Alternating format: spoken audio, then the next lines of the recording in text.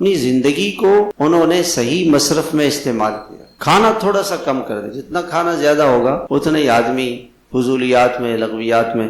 امام بخاری رحمۃ اللہ علیہ نے 40 برس سالن نہیں کھایا، خالی روٹی پانی پی لی، روٹی پانی، سالن ہی نہیں کھایا، بریانیاں نہیں کھائی، قورمے نہیں کھائے. 40 سال تک. 40 سال کے بعد بیمار ہوئے تو ڈاکٹر کے پاس وہ لے گئے، ٹیسٹ کیا تو انہوں نے کہا کہ یہ تو کوئی راہب ہے جو کھاتا پیتا نہیں ہے. امام صاحب نے کہا 40 سال ہو گئے میں نے سالن نہیں کھایا. کیوں؟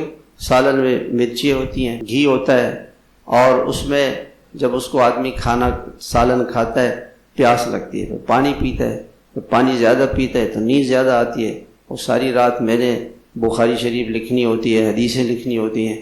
6 لاکھ حدیثیں ان کو یاد تھی.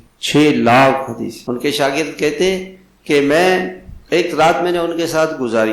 رات کو لیٹ گئے، چراغ بجھایا، موم بتی چراغ بجھایا، لیٹ گئے، پھر اٹھ گئے، چراغ جلائے، پھر کچھ لکھا، پھر لیٹ گئے، پھر اٹھ گئے. صبح تک ایسے ہی کرتے رہے.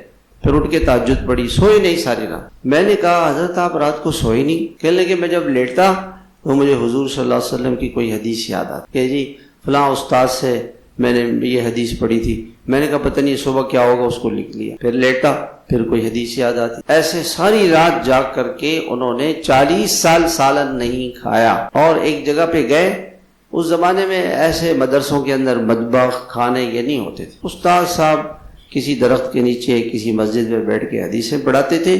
طالب علم کو اپنے کھانے کا، پینے کا، اپنے رہنے سہنے کا انتظام خود کرنا ہوتا، خود ہی. تو کہتے جو پیسے میں لے کے گیا تھا کھانے پینے کے لیے وہ ختم ہو گئے، اور استاد صاحب کی حدیثیں باقی تھیں. تو میں جب سبق سے فارغ ہوتا تو جنگل جاتا، پتے کھاتا، گھاس کھاتا، پتے کھاتا، اس سے پیٹ بھرتا، اور پھر اس کے بعد آ کے پڑھتا.